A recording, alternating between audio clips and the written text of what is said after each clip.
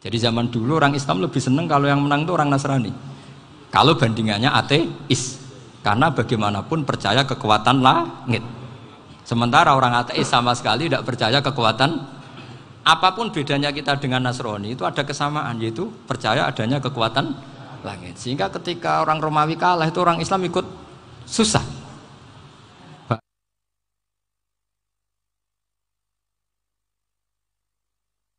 Nangis seneng. Misalnya saya baca tadi, Miftahul Jannah la ilaha illallah. Luang kunci kok dikasihkan. Kita ini masuk neraka gak pantas, enggak bawa kuncinya kok masuk. Harusnya kita ini masuk surga, kita kan pegang kunci surga, gak pegang kunci neraka. Maka aneh kalau kamu masuk neraka itu aneh. Coba kita pegang kunci surga apa kunci neraka? Tapi kadang teman saya suka neraka ora ono kunci ini. Karena tidak ada pintunya. Terus saya bilang, kamu kok tahu? Memangnya mau ke sana kata saya. Saya tidak punya rencana tahu neraka. Karena nanti di antara syafaatnya Quran itu orang kalau mau masuk neraka tidak jadi. Ya nggak apa-apa ya, diatur sendiri.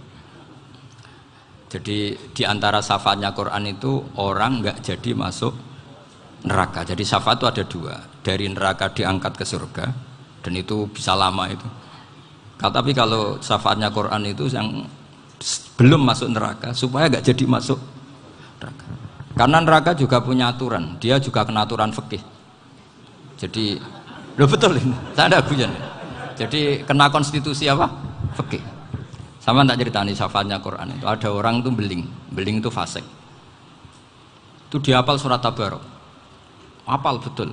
Tabarakalladzi biyadihil mulku wa huwa ala kulli syai'in qadir alladzi khalaqal mauta wal hayata. Pertanyaannya gini, boleh enggak orang menginjek surat Baqarah? Boleh enggak? Enggak. Padahal orang hafal Quran itu artinya ayat itu ada di hatinya. Fa inna wa ta'ala la yu'adzibu qalban wa al-Qur'ana.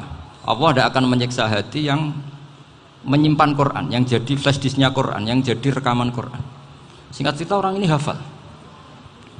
Pas ketemu Mungkar Nakir prosedur kan, ini orang fasik mau diantemin sama Mungkar Nakir. Prosedur ya, dia kan prosedur standar. Si surat Tabarok akhirnya menjelma jadi seseorang yang gagah berani. Kamu nggak boleh nyiksa orang ini. Saya ini kalamullah. Kalau kamu nyiksa dia berarti nyiksa saya. Kamu berani sama kalamullah. Wah ya tidak berani jadi Mungkar Nakir. Tapi orang itu nakal, harus saya gebukin. Tapi kata Quran tadi, tapi saya di situ pasti kena saya. Oh debat, nggak ada lajnahnya ini nggak ikut. Kalau Gus Firjon ikut jadi lajnah. Kalau jadi lajnah pasti kroninan. Kalau santrinya dimenangkan nanti. Akhirnya debat. Ya sudah kita ketemu Allah. Akhirnya Mungkar Nakir sama Quran tadi surat Tabarok datang sowan sama Allah. Terus kata Allah, memangnya kenapa Mungkar Nakir? Saya harus nyiksa dia karena dia fasik ya Allah. Memangnya kenapa surat Tabarok? Saya ada di situ. Menurut aturan, orang tuh nggak boleh injak-injak Quran. Kalau dia nutuk saya, nutuk Quran, itu harus dikasih tahu fikihnya Mungkar Nakir. Akhirnya Allah ngendikan gini ke surat Tabarok, ya sudah terserah kamu. Kalau terserah kula Gusti, Mungkar Nakir nggak boleh nyentuh orang ini. Ya sudah selamat. Sehingga terus itu sama baca di termasuk mukjizatnya surat Tabarok di tafsir Ibnu Katsir banyak. Karena tadi logikanya malaikat itu juga kena aturan fikih. Sehingga banyak ulama termasuk Said Muhammad ngendikan pertanyaan Mungkar Nakir itu tidak semua orang kena. Kalau semua orang kena nanti kalau tanya Nabi Muhammad, waman nabiyuka? Kacau kan jawabnya. Nabi kamu siapa? Lu saya ini nabi. Iya kan? Lah nanti kalau pas ketemu Nabi Ibrahim, waman abuka? Jadi repot kan? Makanya ada kiai yang guyon kalau ditanya marab buka, saya ini guru tauhid sembrono. Saya ini ngajar Ummul Barohin, kamu tanya marab buka. Masyhur itu keramatnya Imam Malik itu. Ada Ashabu Malik, rajulun min ashabi Malik. Beliau ditanya Mungkar Nakir marab buka manabi buka. Imam Malik datang, ini seumur-umurnya itu ngajar tauhid. Kok kamu bedai enggak sopan kamu. Dan kita berharap barokah sampean ngaji nanti itu. Yes. Malaikat itu anak sungkane gitu. Jadi itu. Dan saya meskipun guyon itu serius. Bedanya orang alim sama ndak itu di situ. Kalau orang alim itu guyon itu masih bener, masih serius. Coba saya bacakan ayatnya. Ala inna auliya Allahi la khaufun alaihim wa lahum yahzanun. Terus lahumul busyra fil hayatid dunya fil akhirah. Artinya kalau mungkar nangkir dengan penampilan garang gitu, berarti ada ketakutan apa enggak? Ada. Padahal ciri utama walinya Allah tidak ada ketakutan. Makanya itu termasuk dalilnya Sayyid Muhammad. Tidak semua orang alami seperti itu, karena wali-wali itu la khaufun alaihim wa lahum yahzanun. Wah, anak kiai ketemu karena kerja wedi wedek. Iku dresege ora kok pertanyaan itu, nak konan santri piye? Lho isen wis kiai dihanjuti mungkar nakir. Malu gak kira-kira? Mesti plengani konan santri piye? Nak jawabannya gampang karena pernah ngajar tauhid. Makanya Sayyidina Ali ini cerita ini ada di kitab Nurul Dzolam. Sama lihat di kitab Nurul Dzolam karangannya Syekh Nawawi Banten. Itu Sayyidina Ali itu ya, andekan orang biasa mungkin ya agak-agak hasut, tapi ini wali gak boleh kamu katakan hasut. Dia itu mangkal sama Umar. Orang kok setiap orang pernah dibentak. Apa dia berani bentak mungkar nakir? Penasaran dia. Bagaimana kerengnya Umar itu berlanjut enggak gitu kira-kira. Akhirnya minta, ya Allah saya minta kasyaf. Ya karena yang minta Sayyidina Ali karena mau wajah dituruti sama kasyaf. Dilihat Sayyidina Umar pas meninggal itu.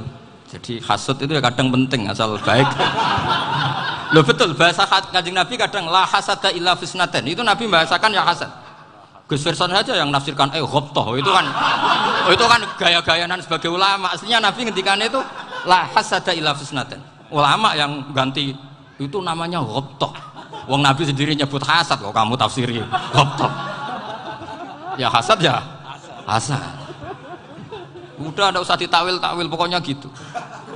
Kalau sama nggak percaya nggak apa-apa. Kok gitu aja kok repot. Karena sama nggak percaya kemungkinannya dua. Satu nggak ngerti. Dua sama-sama alim. Kan dari awal kalau sama-sama alim kan laisa li alimin ayuqallida aliman akhor. Kita nggak perlu saling mengikuti. Ngapain hasud? Biasa aja. Akhirnya Sayyidina Ali kasar. Pas Umar bangun, setelah mati kan bangun, setelah meninggal bangun. Mungkar nakir datang dengan perang yang sangat garang. Itu digambarkan Sayyidina Ali, matanya itu kal kidril ghali. Kayak apa? Kendil yang apa? Menganga. Wah, seru. Sayyidina Ali senang, paling takut ini Umar. Senangnya bukan main. Wah, ini mesti takut Umar. Biasa. Ternyata enggak, Umar malah bangkit. Woi, mungkar nakir dia. Kamu tahu menghadapi siapa? Itu betul. Kamu itu menghadapi temannya ahabbal khalqi ilallah. Yang diandalkan temannya bukan dia. Kamu tahu yang kamu hadapi, saya ini teman kekasihnya Allah. Jadi boleh kamu mengandalkan Mbak Virjon. Tapi nanti resikonya mungkar nakir tanya, itu Virjon siapa? Wah, itu masalah kan. Makanya syaratnya wali itu harus ma'rufun fis sama. Di langit sudah populer. Makanya dulu ada orang yang saking seninya Abdul Qadir ditanya apa saja jamnya Abdul Qadir Al-Jilani, itu aman karena beliau populer. Makanya program kita harus populer dulu di langit. Nah, itu nanti kalau dicatut oleh santri-santri nggak apa-apa. Kalau nggak populer nanti dicatat, itu siapa? Masalah ini. Umar itu yang dibanggakan itu, kamu tahu saya siapa? Ya enggak tahu, saya ini temannya kekasihnya Allah. Temannya Muhammad, iya Muhammad Rasul. Wah mikir, waduh, repot. Loh di dunia aja gitu kan, temannya presiden, temannya panglima, apalagi ini temannya Sayyidul Awalin wal Akhirin. Di dunia aja bilang temannya presiden, menteri, orang sudah takut, apalagi ini temannya Sayyidul Awalin. Hanya makan nakir terus konfirmasi sama Allah, gimana ya Allah ini ngadepi. Sebetulnya yang diandalkan itu temannya, bukan dia. Wah, akhirnya sama Allah dibilangin, ya bu, ya sama seorang seperti itu bu yang sopan. Terus semenjak itu mungkar nakir itu nggak selalu berpenampilan seperti itu, sangat. Jadi semoga itu konsisten sampai nanti. Jadi kamu kalau ingin nggak takut mungkar nakir, jadi wali dulu. Karena syaratnya tadi hanya wali sing la khaufun alaihim walahum yahzanun lahumul busyra fil hayatid dunya fil akhirah. Jadi orang itu kalau ngaji itu harus khatam. Jangan semuanya kena pertanyaan. Dan kalau semuanya kena pertanyaan nanti repot. Kalau Nabi Muhammad ditanya waman Nabi juga. Nabimu siapa? Lu kan terus jadi aneh. Jadi makanya ngendikane Sayyid Muhammad semua ulama lah, nggak ada am kecuali ditaksis, kecuali sifatnya Allah. Misalnya bikulli syai'in alim, ya benar-benar bikulli syai'in. Tapi kalau am semuanya pasti ada taksis, meskipun dalam muhawarah muhadasah biasa. Misalnya contoh gampang, istri kamu baru seneng kamu, mas nak pengen apa-apa itu lapor aku, gak apa-apa mas, mesti aku seneng sama lapor. Iku dia aku pengen wayo. Wah langsung jadi apa wae. Mesti apa wae maksudnya kecuali itu gitu. Padahal kalau ngomong, mas sampean ingin apa saja tak dukung. Sampean bilang, pengen iku wayo. Kira-kira disetujui apa enggak? Sama seperti kita kalau punya teman akrab, wes nang omahku gak apa-apa, anggap aja omahmu dewe. Terus mlebu-mlebu kamar. Jadi tidak ada am kecuali ditaksis. Artinya kalau ada cerita bahwa orang mati pasti ngalami ditanya mungkar nangkir, itu pasti ada am yang ditaksis. Itu pasti tidak dialami para anbiya, para auliya. Karena ciri utama wali itu la khaufun alaihim walahum yahzanun. Kemudian saya yang mau cerita ya, supaya sampean bisa menghadapi dunia global ini, tak bawa tafsir Munir termasuk tadi. Kenapa orang Islam, Rasulullah SAW itu lebih senang kalau yang menang itu orang Nasrani Romawi, ketimbang yang menang itu orang Faris, dalam hal ini ateis. Karena orang ateis itu lebih ngeri. Sebetulnya beberapa penemuan sains, terutama di ilmu medis, itu orang Amerika, kayak cloning. Tapi orang Amerika itu masih dilarang oleh gereja untuk mengaplikasi, karena nanti bayi cloning itu dipakai suku cadang. Di Amerika masih ditentang oleh fatwa-fatwa agama, baik Islam maupun Kristen. Tapi di Cina itu dipraktekkan, karena nggak ada halangan agama. Di Cina itu biasa ada kondom diolah lagi jadi alat-alat aksesoris. Di Amerika tidak ada karena masih ada agama, masih ada larangan. Sehingga orang Islam itu lebih takut kalau yang menang itu Persia, karena terus cara berpikir ternyata Tuhan itu tidak ada, langit nggak ada perannya.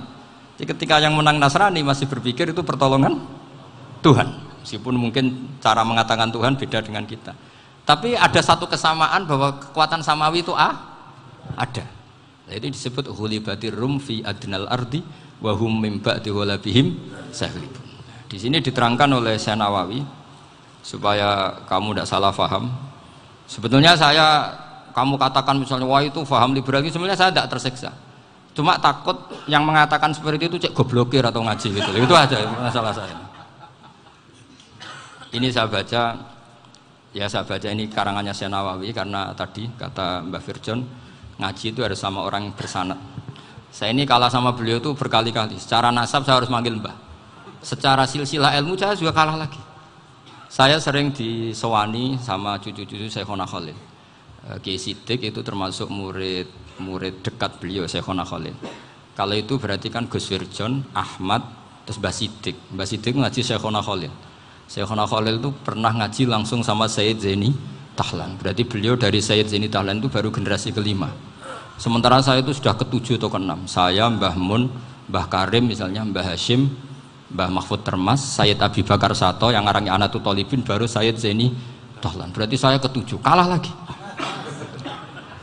Tapi untuk jadi wali biasanya cepat saya. Karena syaratnya jadi mbah itu ngalah demi putu. Jadi kalau beliau ngotot, saya dulu Gusti, saya mbahnya. Wah itu mbah yang nggak baik. Pasti jatahnya dikasihkan apa? Cucunya dulu. Makanya Abdul Muthalib itu orang yang dapat wangsit, tapi yang jadi nabi itu cucunya. Jadi dalil saya banyak. Sebenarnya Abdul Muthalib itu sudah sering dapat wangsit, karena saya bahasakan wahyu, nabi yang protes, enggak nabi kok dapat wahyu. Tapi sebetulnya Abdul Muthalib itu masyhur. Kalimat-kalimatnya menunjukkan bahwa beliau itu sudah dapat wahyu kalau nanti cucunya itu jadi apa? Nabi. Makanya senangnya bukan main Abdul Muthalib sama Rasulullah. Putu seneng, mbah seneng putu. Jadi mungkin, jadi sampean enggak usah protes loh. Yang jadi wali kok cucunya. Loh, betul. Dulu Mbah Hamid Pasuruan itu kalau Mbah Ahmad Siddiq ke sana, Mbah Hamid Pasuruan kalau manggil Mbah Ahmad Siddiq itu paman. Karena tak pikir. Saya tuh kalau pergi itu seneng ngebis, bukan karena saya tidak punya mobil, tapi saya sering mau butuh itu supaya nggak diganggu. Karena saya tuh harus punya waktu sendiri. Kalau bis kan ketemu orang nggak kenal, tapi sekarang ya agak susah, banyak yang kenal. Dan susahnya lagi nggak minta ijazah, minta foto. Aduh. Kurang repot tuh. Mau dibenci itu umatnya Rasulullah Shallallahu Alaihi Wasallam. Mau disetujui itu sanatnya mana? Kalau ketemu orang alim minta apa? Foto. Itu nggak ada sanatnya. Nggak tahu saya itu mazhab dari mana itu. Ya mazhab milenial yang jelas itu kan. Ini tak baca ya biar dapat. Karena ini kenangan saya sama Mbak Ahmad Siddiq. Saya masih ingat betul beliau ngisi hallnya Mbak Abdullah bin Umar, berarti abahnya Mbak Hamid. Karena mbah saya itu Fatimah binti Khalid bin Umar, kalau Mbah Hamid itu Hamid bin Abdullah bin Umar. Itu saya masih ingat betul zaman itu Mbah Hamid setiap hall di Lasem itu rawuh dan saya derek mbah saya karena masih misanan datang ke Lasem. Itu beliau pas itu ngisi sama Mbah Mun. Mbah Mun masih muda, Ki Ahmad Siddiq sepuh senior. Itu beliau cerita bahwa dulu ketika Indonesia dijajah Jepang itu para kiai mimpi dibacakan ayat Ghulibatir Rum fi adnal ardi wa hum min ba'di walabihim salim. Terus ada kiai yang tanya, takwilannya gimana? Ya nanti Jepang pulang bukan karena kita yang mengalahkan, tapi Jepang ada yang mengalahkan sendiri, meskipun tidak kita. Kayak dulu Faris tidak dikalahkan Islam tapi dikalahkan Romawi, tapi yang senang umat Islam. Wa yauma idzi yafrahul mu'min. Itu luar biasa ulama-ulama kita. Delalah kejadiannya Indonesia seperti itu. Yaitu kita tidak mengalahkan Jepang, tapi Jepang pulang sendiri karena dikalahkan apa? Sekutu. Ya ini saya baca. Ini tidak usah dicek bacanya benar apa enggak, sudah aman, apa? Aman. Karena kalau saya salah itu ya sengaja. Artinya ya sengaja saja. Ya biasa maksudnya. Saya kemarin ngisi di Pondok Peloso, di Pondok Al Munawir Jogja. Salah itu ada dua, ada salah yang memang benar-benar salah, itu nggak apa-apa, bisa dimakfu karena mesti sangke wong goblok salah yang terus itu. Ada salah bawaan ilmu, itu repot tuh dadaninnya. Karena misalnya kita yang biasa belajar qiraah safah wayah sibuhu, mesti diulang lagi wayah sabuhu. Karena qiraahnya Imam Asim itu hasibah yah sabu bi fathis sin. Sementara kita kalau ngaji kitab kulino yahsib. Sehingga kita yang biasa belajar safah itu kalau baca kitab itu kayak orang bingung. Kadang-kadang yang ngaji juga bingung. Gus Pak mocok di bulan pilih. Ya tepat-tepatan. Ada yang mengatakan Gus Pak bingung, ada yang mengatakan Gus Pak alim alamah. Ya tepat-tepatan nasib tadi. Karena memang ya saf'ah memang seperti itu. Misalnya kufuan. Kufuan itu Imam Asim baca kufuan. Tapi beliau punya murid namanya Syu'bah. Itu kalau baca kuf'an. Makanya kita itu, ini kan khataman Quran ya. Jadi saya menyinggung sedikit tentang qiraah saf'ah. Tadi beliau juga sudah tak kasih kitab saya Hifdzuna Liyadal Mushaf. Sama tak ajari latihan saf'ah, memang angel ya. Makanya yang nggak bisa itu wong pinter. Sudah tahu angel ya nggak usah diteruskan kan. Orang menghindari barang angel itu pinter apa goblok? Pinter. Berarti wong goblok pinter. Saya tuh makanya sama orang goblok tuh respect. Jadi orang alim tuh angel apa gampang? Angel. Menghindari barang angel pinter apa goblok? Loh, orang menghindari barang angel pinter apa goblok? Pinter. Berarti wong goblok pinter. Jadi saya sama orang-orang goblok itu respect. Sudah tahu jadi orang alim angel ya barang angel ya harus dihindari. Makanya saya ini insya Allah umatnya Nabi yang termasuk yang terbaik. Amin. Karena mencintai umatnya Nabi termasuk yang goblok. Waduh. Itu tidak gampang itu. Karena tadi sudah tahu ya. Seperti itu loh orang naik panjat pinang itu yang naik karena ingin hadiah. Yang nonton sudah tahu, wah licin kok dinaikin mau keplotok ya. Tapi orang sepakat yang nonton juga pinter karena sudah tahu ribet kok. Tukun yang pasar kena lah apa mana. Sama juga gitu. Ngalim tafsir angel, ngalim fikih angel. Ada karek ngaji ngerekam kan gampang. Itu pinter apa goblok? Pinter. Iya. Makanya kula niku mbok burohno ngono tok. Saya tadi dinasihati Mbak Firjon, muga-muga hati saya selamat. Saya itu meskipun kata orang banyak, muhibbin saya banyak, tapi saya insya Allah tidak riya. Saya itu pakai kitab namanya Tasbidul Fuad, itu karangannya Said Abdul Al Haddad. Ketika beliau punya muhibin banyak ditanya, bagaimana ya Habib Anda menjaga hati Anda? Jamnya Syed Abdul Haddad itu unik. Innama azzamu Allah. Mereka itu sebenarnya menghormati Allah. Cuma butuh sarana, dan itu saya. Jadi saya tahu sampean semua itu mencintai Quran, mencintai sunnah Rasul, mencintai hadis-hadis Rasul. Cuma sampean kan karena nggak paham, terus manfaatkan saya. Jadi sebenarnya saya ini korban. Korban. Jadi saya mau riak gimana? Korban kok mau. Bangganya di mana tuh? Coba sampean misalnya ngaji tafsir, belajar sendiri kan susah. Terkibnya susah, maknanya susah. Bahkan beli kitabnya kadang tidak kuat. Loh, untuk jadi alim tafsir itu kan harus beli kitab. Loh, saya sering belajar kitab itu jutaan. Tafsir Tobari, saya pernah beli kitab Fakhrur Razi itu berapa coba? 27 jilid. Karangannya Fakhrur, belum karangannya ulama modern, Imam Sya'rawi. Itu berapa jilid? Itu jutaan. Saya kemarin juga dihadiahi kitab Pak Quraish Shihab namanya Faidul Bari fi Syarhil Bukhari. Pak Quraish Shihab yang terkenal. Dia sering diskusi sama saya. Saya ngasih hadiah beliau ngasih hadiah saya. Oh itu harganya nggak kuat. Tidak kuat kadang di Indonesia nggak ada coba. Dan sama orang hebat menghindari kesulitan itu. Nah, kesulitan itu sebab ngaji ikut, kalau nggak paham dirukok rekamannya sudah gitu. Pinter mana sampean sama saya? Pinter sampean kan? Bikin sosis susah, beli aja kok repot kan. Nah, makanya nggak boleh orang bilang, wah aku goblok reso tafsir, aku wong pinter. Makanya nanti kalau saya ketemu Nabi tidak termasuk orang yang mentahkir orang Islam. Kafabil mari isman ayah kira akhahul muslim. Jadi cukup orang itu dosa kalau menyepelekan orang Islam, termasuk darani sampean goblok itu dosa. Caranya nggak darani goblok ya tadi di logika tadi. Alim itu angel, gendari angel itu pinter, berarti wong bodoh pinter ya sudah gitu. Tapi tetap bodoh. Tapi ini satu cara untuk saya respect gitu. Coba orang yang ngaji tafsir saya banyak, mungkin ribuan. Itu sebetulnya mencintai Quran. Karena Quran adalah kitab suci yang panduannya umat Islam. Sangat mencintai Quran. Terus kemudian mereka nggak paham. Terus mencari orang yang memahamkan. Burono lah cara jawabannya. Terus keren saya itu di mana coba? Lah terus mereka kurang ajarnya gini, kalau paham itu ya alhamdulillah paham. Kowe nak ngaji Gus Bae ngono tok. Tapi nek ora paham, ora nyalano akale. Mari Gus Bae nerangno cepet, mulane gak paham. Ora kok nyalano teke sing lelet. Maksud kan masyaallah naudzubillah tenan. Sebetulnya tingkat kurang ajarnya tinggi Gus sebenarnya.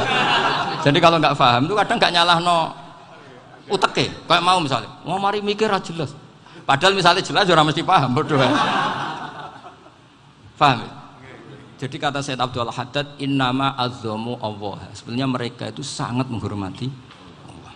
Makanya kita nggak perlu mengatakan wasilah itu kafir, nggak akan. Karena orang tawasul sama Rasulullah itu ingin dapat ridhonya Allah lewat orang yang dicintai Allah. Kita mencintai wali sebenarnya, wah itu kekasih Allah. Kita mencintai itu karena mencintai Allah. Sama seperti gini, kamu mencintai kangkung apa enggak? Sebenarnya sama sekali enggak. Tapi kamu ingin sehat, ada asupan gizi. Kamu ingin tubuh kamu sehat, butuh asupan gizi. Kemudian kamu makan kangkung. Apa terus kamu cinta kangkung kan enggak? Cinta kesehatan kamu sama. Orang yang mencintai saya sebenarnya ingin kepuasan rohani. Saya kan termasuk kiai yang torekonya gampang. Ini swarga kan akhirnya penggemarnya banyak. Coba kalau kamu ini neraka. Wah, jadi sebetulnya Anda mencintai kepuasan Anda sendiri. Nah, saya ini korban. Makanya untuk masuk surga cepat saya, korban itu cepat. Da'watul mazlum la turaddu kan gitu. Laisa bainahu wa bainallah hijab. Jadi saya kalau dongo langsung seret langit. Karena mazlum. Saya sinau tafsir itu, Pak, sampean bayangkan ada tafsir itu sudah 27 jilid. Sing ngarang Fakhrur Razi itu bulatnya bukan main. Karena dia ahli filsafat. Bulatnya Masya Allah. Sudah gitu sinau Jalalain kadang dikomen oleh Sawi. Sudah kita percaya Jalalain boleh dibully Sawi. Percaya Sawi dikandani, oh iku Maliki rasa ribet. Sudah gitu sinau Qurtubi, sinau tafsir Tobari itu susahnya. Belinya susah, belajarnya susah. Padahal saya punya keluarga, punya istri, punya anak. Bayangkan kalau istri saya rewel kayak istri sampean. Wah itu, tapi alhamdulillah enggak. Sama sekali enggak. Allah sudah milihkan, wah ini bahaya kalau punya istri rewel. Imam Sibawai itu kitabnya banyak, tapi yang terbukukan hanya kitab Sibawai. Karena beliau kalau sudah belajar lupa istri. Hanya pas beliau di pasar, kitabnya dibakar semua sama istrinya. Karena dianggap saingannya. Ternyata yang dicerai tidak kitabnya, malah istrinya. Itu Imam siapa? Sibawai. Tapi alhamdulillah kitab saya nggak terbakar, aman. Saya teruskan ya. Jadi untuk menjaga riya dilatih innama azzamu Allah. Sebenarnya mereka itu menghormati Allah. Sehingga wasail-wasail itu sebenarnya nggak pernah jadi subjek pelaku utama enggak. Tetap Allah. Sebab itu kata Sayyid Muhammad, kamu kok mengatakan wasilah itu kafir itu gimana? Ketika innallaha qad ba'atsa lakum taluta malika. Talut itu ya manusia. PD-nya itu apa? Inna ayata mulkihi ayyatiyakumut tabut fihi sakinatum mir rabbikum wa baqiyatum mimma taraka alu Musa wa alu Haruna tahmiluhul malaika. Jadi beliau PD itu kalau bawa sunduk semacam peti sakti, sing di situ ada baqiyatum mimma taraka alu Musa wa alu Haruna tahmiluhul malaika. Ya kayak semacam jimat. Tapi saya bukan mensyariatkan jimat enggak, karena nanti banyak penjual yang pembohong juga gitu loh. Cuma cerita, kamu tidak usah mengatakan kafir. Dulu Talut PD-nya kalau bawa sunduk semacam peti kesaktian yang di situ ada baqiyatum mimma taraka alu Musa wa alu Haruna tahmiluhul malaika. Sehingga Khalid bin Walid meskipun beliau sahabat dan menyaksikan wajah Rasulullah SAW, itu bawa sya'aratun min sya'aratihi Rasulullah SAW, bawa rambutnya Nabi. Perang kemana-mana itu diletakkan di pecinya. Nanti sama tanya lagi, masa pakai peci Khalid bin Walid ini? Wah panjang, sampai itu repot. Sampai tak warai ngaji usul fikih. Usul fikih itu kalau ngaji itu ada istilah tangkihul manat. Ini mesti ini wilayah yang kita bisa berdebat sama Mbah Firjon. Dulu itu musuh saya karena saya makili Anwar, beliau makili Peloso. Tapi tahu-tahu kalah tua terus saya mengundurkan diri. Di fikih itu ada istilah, ada tangkihul manat, ada tahqiqul manat, ada tangkihul manat. Tangkih itu kira-kira gini, lafadz hadis itu dibuang sekian untuk tahu bahwa itu madarul hukmi. Misalnya gini, tak beri contoh paling gampang. Saman harus paham, kalau nggak paham nggak pinter-pinter. Ja'a a'rabiyun ila Rasulillah sallallahu alaihi wasallam. Ya karena ini menghormati Mbah Ahmad Siddiq, beliau orang alim, jadi ngaji ini tetap ada suasana alim. Ya harus ada suasana alim. Nggak perlu jadi orang alim tadi susah. Sudah ngindari susah itu pintar. Sudah itu aja. Jadi orang alim susah, ngindari barang susah pintar. Berarti orang tidak alim pintar. Nah, meskipun tetap sudah itu pegangi sampai mati nanti. Loh, jadi orang alim itu repot. Itu kata Imam Ghazali, kalau orang alim kalau mau masuk surga itu sama Allah nggak boleh. Kif, kamu nggak boleh langsung masuk surga. Coba cari umat kamu, syafaati dulu. Nah, saya takut nyari sampean nggak bisa kembali. Saya tidak punya rencana itu. Pokoknya mau masuk.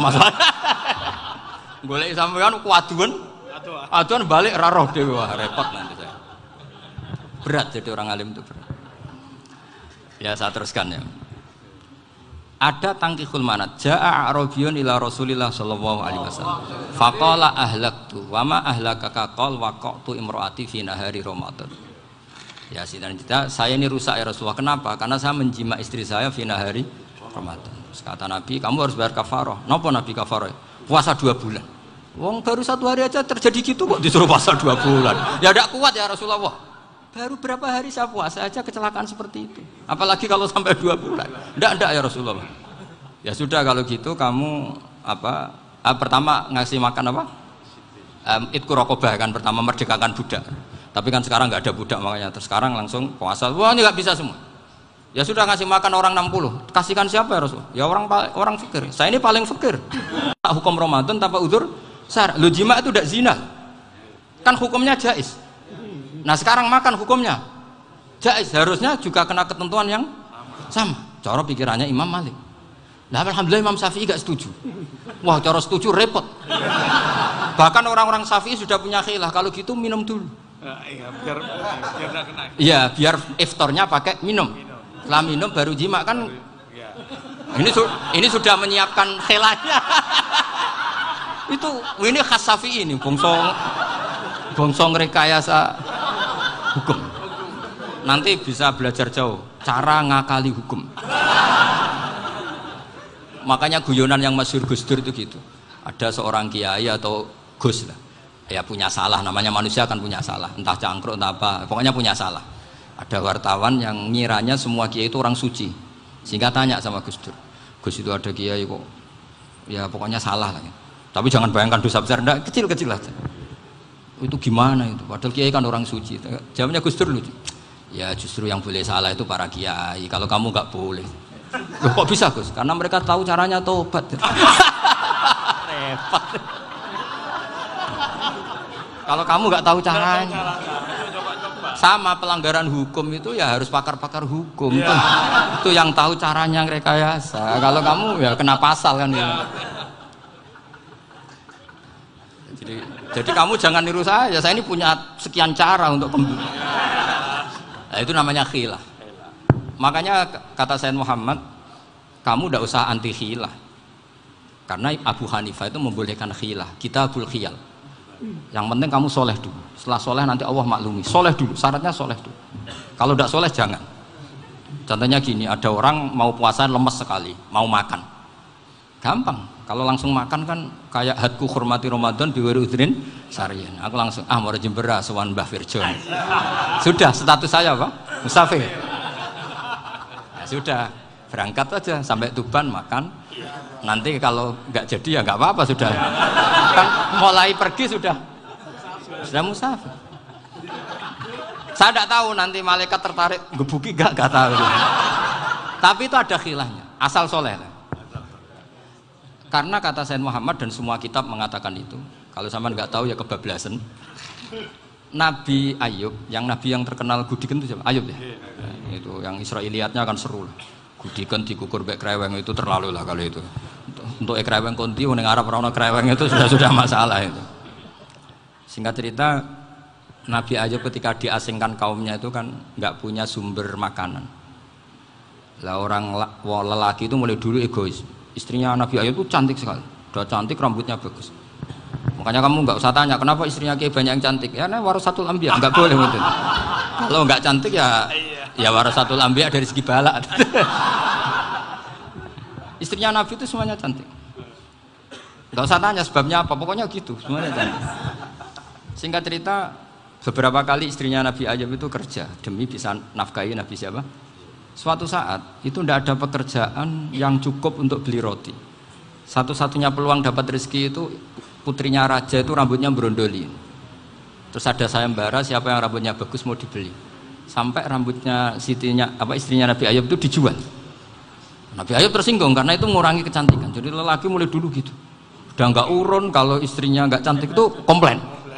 Itu khasnya lelaki. Jadi kalau kamu gitu ada sanatnya juga, tenang saja ya. Komplain ya pegawaian itu. Saking mangkelnya Nabi Ayub terus ngendikan la adriban naki mi'ata sautin. Kamu akan saya pukuli dengan mi'ata sautin atau dengan 100 cambukan. Atau mi'ata dikhtin atau mi'ata apalah sesuai konteks zaman itu. Engko nak muni pecut tuku konti kok ribet lagi.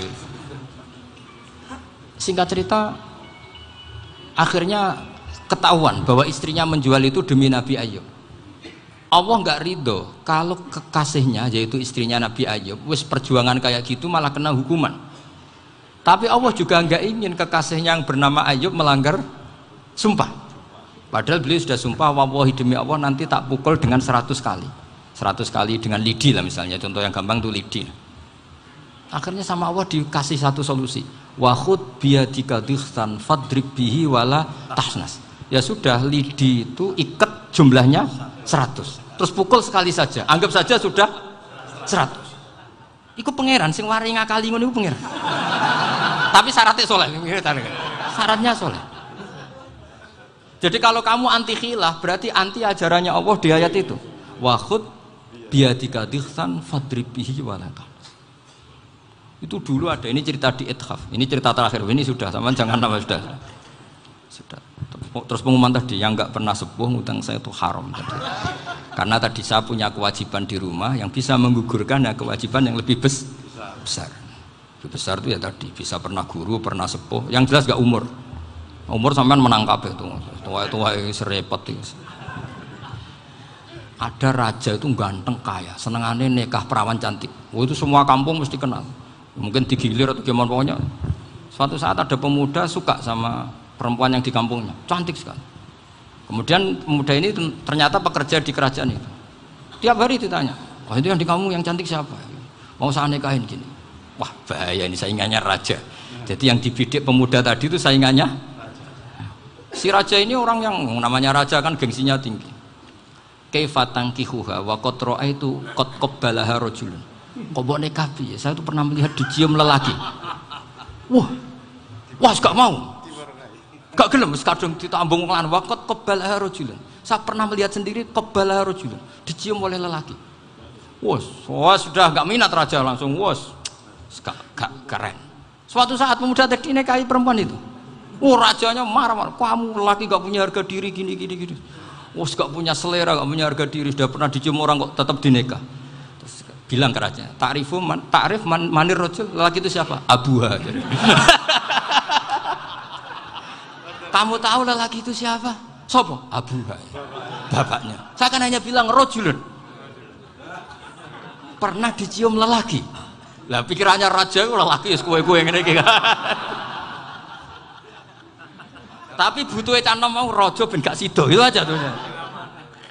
Baru kayak digulirkan gitu, wakot kebalah rojulun. Wah nggak mau. Setelah itu satu saat pegawainya tadi nikahi perempuan. Kamu nggak punya harga diri gini. Kamu tahu mandir rojul apa abu? Wah nak ngono aku gak apa-apa. Lah monggo sakniki wis bojo kula. Ora trimo wis diambung wis macam-macam. Lah itu namanya khilah. Apa? Khilah. Kalau di Balawa disebut tauriyah atau apalah. Tapi saya tidak ngajari sampean seperti itu. Sudah pinter sebelum saya ajarin. Bangsa ngakali kan sudah pinter. Ya ini terakhir tak baca Arabnya saja nanti. Bismillahirrahmanirrahim. Biar dapat barokahnya Syekh Nawawi juga barokahnya guru-guru. Bismillahirrahmanirrahim. Wasababu nuzuli hadil ayati annahu kana baina farisa war rumi qitalun wa kanal musyrikuna yawadduna antaghliba farisu ar-ruma. Di anna farisa kanu majusiyan ummiyin wal muslimuna yawadduna ghalabatar rum ala faris liqaunihim ahla kitabin. Jadi zaman dulu orang Islam lebih senang kalau yang menang itu orang Nasrani. Kalau bandingannya ateis. Karena bagaimanapun percaya kekuatan langit. Sementara orang ateis sama sekali tidak percaya kekuatan. Apapun bedanya kita dengan Nasrani itu ada kesamaan, yaitu percaya adanya kekuatan langit. Sehingga ketika orang Romawi kalah itu orang Islam ikut susah. Paham ya? Makanya ini tak baca biar sampean enggak macam-macam pikirannya. Fab'atha Kisra saat terusnya, ya pokoknya seperti itu. Akhirnya Rasulullah SAW berdoa lebih senang yang menang itu Rom karena ahli kitab. Artinya apa? Kemenangan ahli kitab adalah kemenangan makhluk atau hamba Allah yang mentautkan kekuatan kita di bumi dengan kekuatan langit. Makanya saya berharap selain kita ikhtiar medis, kita harus memperbanyak istighfar. Bagaimanapun semua itu dari Allah Subhanahu wa Ta'ala. Kita menghormati negara dengan ikhtiarnya, tapi saya mohon sekali kita juga istighfar, karena semua itu juga ditentukan oleh Allah, oleh langit. Ya, saya kira demikian. Assalamualaikum warahmatullahi wabarakatuh.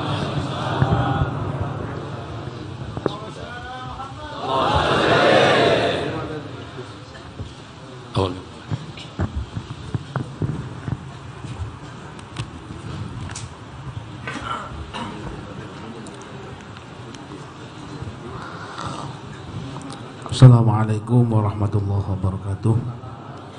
Pengumuman Semaan Al-Quran rutin umum setiap Ahad Pahing untuk wilayah Jember dan sekitarnya. Ahad Pahing ingkang badhe ngeleresi tanggal 26 April 2020, insyaallah bertepatan dengan 3 Ramadan 1441 Hijriah. Manggen wonten Masjid Al-Mubarak, Dusun Tegal Banteng, Desa Kesilir, Kecamatan Wuluhan, Kabupaten Jember. Sepindah malih Semaan Al-Quran Mantab wa Zikrul Ghafidin rutin umum setiap hari Ahad Pahing untuk wilayah Jember dan sekitarnya. Ahad Pahing ingkang badhe ngeleresi tanggal 26 April 2020, insyaallah bertepatan 3 Ramadan 1441 Hijriah. Manggen wonten Masjid Al-Mubarak, Desa Tegal Banteng, Dusun Tegal Banteng, Desa Kesilir, Kecamatan Wuluan. Ancar-ancar dari Balai Desa Kesilir ke selatan kurang lebih 2 km sampai Polindes Tegal Banteng ke timur lebih kurang 50 meter. Paham nggih? Mugi-mugi kula panjenengan sedaya pinaringan sehat lahir batin, pinaringan kemudahan dan kemampuan nderek kegiatan agung menika kanthi yakin, ikhlas lan istiqomah. Al-Fatihah.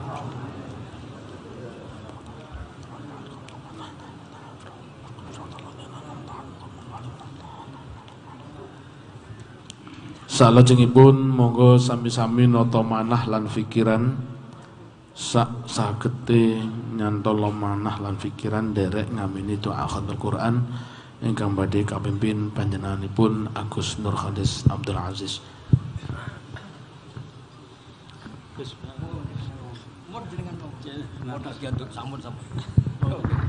Al-Fatihah.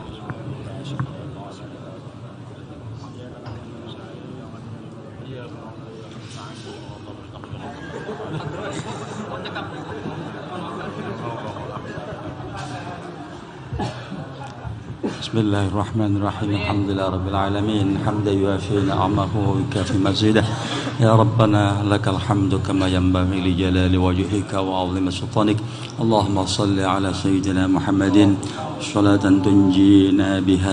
تنجينا بها من جميع المحن والإحن والأهوال والبليات وتسلمنا بها من جميع الفتن والأسقام والآفات والعاهات وتطهرنا بها من جميع العيوب والسيئات وتغفر لنا بها جميع الذنوب وتمحو بها عنا جميع الخطيئات وتقضي لنا بها جميع ما نطلبه من الحاجات وترفعنا بها عندك على الدرجات وتبلغنا بها أقصى الغايات من جميع الخيرات في الحياة بعد الممات وبارك وسلم عليه وعلى آله وأزواجه وأصحاب أزواجه وذريته وأهل بيته ومن صلى عليه عدد ما في علمك وصلاة دائمة بدوام ملكك اللهم ربنا يا ربنا تقبل منا إنك أنت السميع العليم وتب علينا يا مولانا إنك أنت التواب الرحيم واهدنا ووفقنا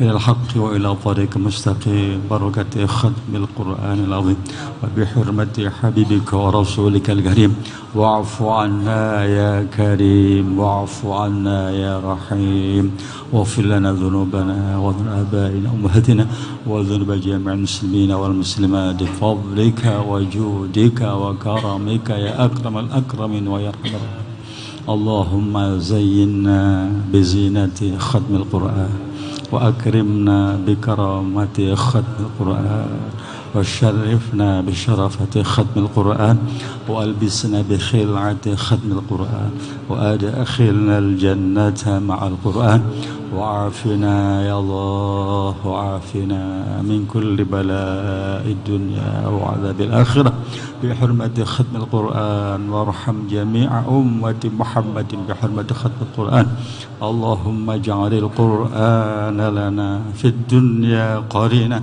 وفي القبر مونسا وفي القيامة شفيعا وعلى الصراط نوره إلى الجنة رفيقا ومن النار سترا وحجابا وإلى الخيرات كلها دليلا وإماما فضلك وجودك وكرمك يا أكرم الأكرمين يا أرحم الراحمين اللهم ارزقنا بكل حرف من القرآن حلاوة بكل كرامة بكل آية سعادة بكل سورة سلام وبكل جزء جزاء وصلى الله على سيدنا محمد وآله أجمعين اللهم ارحمنا بالقرآن اللهم ارحمنا بالقرآن واجعله لنا إماما ونورا وهدى ورحمة اللهم ذكرنا مما نسينا وعلمنا منه ما جهلنا وارزقنا تلاوته آناء الليل أطراف النهار وحجة اللهم انصر سلطاننا سلطان المسلمين اللهم انصر سلطاننا سلطان المسلمين وانصر علماءه ووزراءه ووكلاءه وعساكره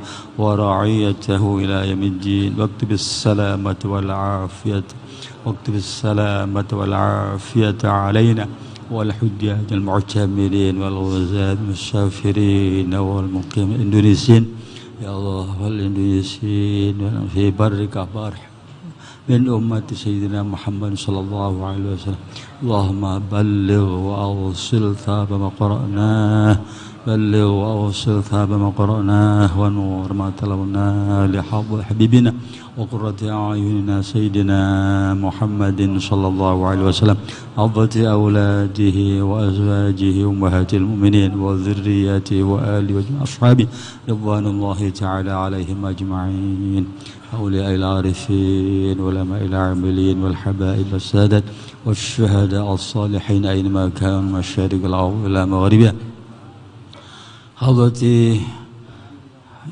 كي خصوصا لحضرتي كي أحمد صديق والدينا مربي له شيخنا بيناتنا الأخرى كي حمام جازولي كي حامد عبد الله يا الله زادهم الله كرامته وشرافة فحفظنا الله من كراماته والديهم وشيخهم وجدود وأهل بيتهم وأعوانهم والمقبول حواليهم واجعلنا وأزواجنا وأولادنا وذرياتنا إلى آخر الذرية يا الله اجعلنا وإياهم من جماعتهم جمعا مرحومة من جماعتهم جمعا مرحومة لحظة من أهدوا الفاتحة لهم ومن زار وقبرهم وإلى حضرة آبائنا أمهاتنا جدودنا جداتنا وأبنائنا بناتنا إخواننا أخواتنا أصدقائنا أستاذنا أستاذنا وقرباء مشايخنا من له حقوق علينا أوصانا بالدعاء من أحسن إلينا ومن ظلمنا وسألنا إليه أسى علينا وجميع المسلمين والمسلمات المؤمنين والمؤمنات الأحياء منهم الأموات برحمتك يا أرحم الراحمين جزا الله عنا سيدنا محمد صلى الله عليه وسلم بما هو أهله صل وسلم وبارك اللهم على سيدنا محمد الفاتح لما أغلق والخاتم لما سبق ناصر الحق بالحق والهادي إلى صراطك المستقيم صلى الله عليه وعلى آله وأصحابه حق قدره ومقداره العظيم سبحان رب العزة عما يصفون وسلام على المرسلين والحمد لله رب العالمين جعلنا بأسرار الفاتحة